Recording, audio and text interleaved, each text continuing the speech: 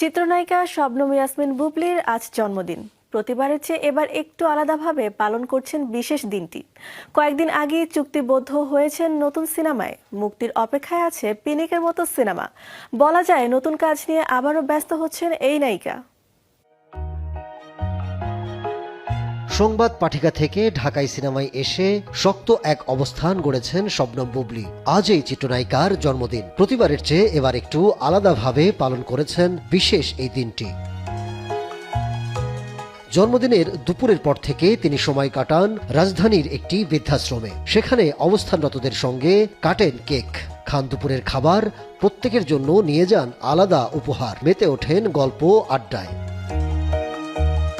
এদিকে অভিনেত্রী কিছুদিন আগেই আমেরিকা থেকে ফিরে যুক্ত হয়েছেন ঢাকায় দেবদাস সিনেমায়। তার সঙ্গে জুটি বেঁধেছেন আদর আজাদ।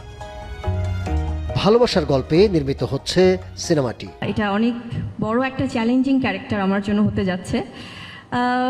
তো আশা করছি ইনশাল্লাহ সবাই দর্শকরা যখন দেখবে, যখন আমার সাংবাদিক ভাই বোনেরা দেখবেন, তাদের যখন ফিডব্যাক পাবো, তখন মনে হবে যে আসলে কেমন করতে পেরেছি। তবে ডেফিনেটলি খুব চ্যালেঞ্জিং ক্যারেক্টার।